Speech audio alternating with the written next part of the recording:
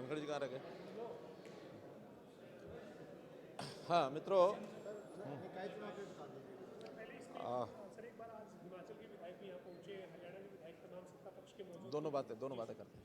हाँ मित्रों, सबसे पहली बात तो कि स्थानीय निकाय के जो चुनाव हुए 18 नगर परिषद और 28 नगर पालिकाएँ, कुल 46 इकाइयों का ये चुनाव था। और विशेषता इस चुनाव की ये थी कि सबसे पहली बार चेयरमैन का जो सीधा चुनाव हुआ है, और इस सीधे चुनाव का बहुत स्वागत किया गया। सब लोगों ने कहा कि बहुत अच्छा ये मूव है, एक सफल मूव। और उसमें जब रिज़ल्ट आए हैं तो ये मान कर चलें कि हमारे भारतीय जनता पार्टी और जेजेपी सब मिला करके और हमारी एक अच्छी मेजॉरिटी, मैं समझता हूँ कि हाँ सब मिला के 28 यानी मोर देन 60% ये रिज़ल्ट हमारे पक्ष में आया है। कांग्रेस तो मैदान छोड़ के ही भाग गई है, और उनको तो कहीं ना भरोसा था कि भी हम कोई जीत पाएंगे, और इसलिए सिंबल दे करके उन्होंने अपने आप को कोशिश की है बचाने के, लेकिन बच नहीं सकते क्योंकि उन्होंने कुछ इंडिपेंडेंट्स को सपोर्ट किया था। कोई भी कांग्रेस के द्वारा या उनके किसी नेता के द्वारा सपोर्टेड कोई कैंडिडेट जीत नहीं पाया। और एक अच्छे रिज़ल्ट के नाते से मैं हरियाणा की जनता को भी बधाई देता हूं, उनका धन्यवाद करता हूं, और जो जीत करके आए हैं, चाहे चेयरमैन हैं चाहे पार्षद हैं, उन सबको भी बहुत बहुत बधाई देता हूं। सर, सरकार की जो कार्यशैली है 7-8 साल में जो काम हुआ है, और संगठन में आपकी बीजेपी के हरियाणा के संगठन ने जो जिस तरीके से संगठन की मैनेजमेंट की, उसी के बलबूते पर आप ये मानते हैं कि 60% से भी ज़्यादा निकाय में आपको बड़ी वजह क्या मानते हैं? देखिए, हमारा जो संगठन है वो बहुत नीचे तक, रूट लेवल तक, यानी पहले तो हम बूथ लेवल तक खड़ा करते थे, अब बूथ से भी आगे, उसके आगे पन्ना प्रमुख तक की इकाई हमने बनाई हुई है। और एक एक वोटर को संपर्क करना, एक एक परिवार को संपर्क करना, ये हमारे संगठन का एक मूल मंत्र है, जो हरियाणा में भी है, सारे देश भर में भी है। और इस आधार पर ही हम लगातार पिछले कई वर्षों से हर चुनाव प्राय अच्छी मेजॉरिटी से जीत करके आ रहे हैं, चाहे स्थानीय निकाय के चुनाव हों, चाहे विधानसभा के हों, चाहे लोकसभा के हों। हमारे 2 बाई इलेक्शन और हरियाणा में हुए हैं, उसमें भी रिजल्ट को हम छोड़ दें तो हम आगे बढ़ कर के आए हैं, चाहे वो एलनाबाद था चाहे बड़ौदा था, तो उसमें भी रिजल्ट हमारा पहले की अपेक्षा अच्छा आया है। और इस नाते से आगे की भी जो भी चुनाव होता है उसकी सफलता मिलती है, उसकी आगे के चुनाव पर उसका प्रभाव पड़ता है।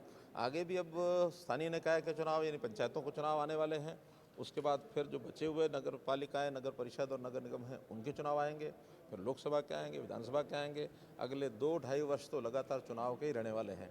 इसलिए हम ऐसा मान के चलते हैं कि हरियाणा की जनता, उसको हमारे पर भरोसा है, हमारी नीतियों पर, हमारी उपलब्धियों पर, और इस भरोसे के आधार पर हमको निश्चित रूप से वो आगे मैंडेट करने वाले। राष्ट्रीय स्तर पर हुआ कहीं ना कहीं, मोदी जी ने, प्रधानमंत्री जी ने भी, केंद्रीय गृह मंत्री अमित शाह जी ने भी इसको अप्रिशिएट किया और इसको कहीं ना कहीं बताया कि हरियाणा में किस तरह से आपका संगठन, आपकी सरकार ने एक बड़ी जीत की, और पूरे ऑल ओवर हरियाणा से बाहर निकल के भी राष्ट्रीय स्तर पर भी इसे अप्रिशिएट किया। देखिए, ये चुनाव हैं, जीते हैं, उसकी अप्रिशिएशन मिली है। बल्कि इससे चंद दिन पहले जो राज्यसभा का चुनाव हुआ, उसमें भी केंद्रीय नेतृत्व ने इसको सराहा है। हमारा एक प्रकार से हमारी हाजिरी उसमें दर्ज हुई है कि हरियाणा के अंदर कोई ऐसा नहीं है कि हम किसी से पीछे हैं, हम सबसे आगे हैं। और जैसे जैसे भारतीय जनता पार्टी का ग्राफ केंद्र में मोदी जी के नेतृत्व के अंदर जो सरकार चल रही है और बाकी प्रदेशों में आगे बढ़ रहे हैं, और जिन प्रदेशों में कोई कमी भी रह गई है वो भी एक एक प्रदेश किसी भी रूप में आगे बढ़ रहा है। बहुत जल्दी आपको और अच्छे समाचार भी सुनने को मिलेंगे कि बिना चुनाव भी कुछ प्रदेशों में आगे बढ़ सकते हैं। तो इसलिए आगे बढ़ने का क्रम हमारा जारी है, लगातार हम बढ़ते रहेंगे। बहुत बहुत धन्यवाद, बहुत बहुत शुभकामनाएं। जैसा हमको पता है कि देश के राष्ट्रपति जी का जो चुनाव है वो घोषित हो चुका है, उसका नामांकन अब हो रहा है। तो उस नामांकन के लिए देश भर के जितने भी विधायक हैं, सांसद हैं, उन सबको नामांकन के लिए आह्वान किया जाता है। कल राष्ट्रपति के लिए कैंडिडेट के नाते मैडम मुर्मू, द्रौपदी मुर्मू, उनका नामांकन कल होना है। तो आज उत्तर भारत के जितने हमारे विधायक सांसद हैं उनकी ओर से एक फार्म भरा जाना है, उसकी प्रक्रिया चल रही है। और हिमाचल प्रदेश और हरियाणा के सभी विधायक सांसद उन एक यानी फॉर्म पर साइन करके तैयार करके कल लेकर के जाएंगे। इसी प्रकार दिल्ली में अलग से फार्म भरे जा रहे हैं, देश भर में बाकी जगह फार्म भरे जा रहे हैं, और कल जो है नामांकन होगा।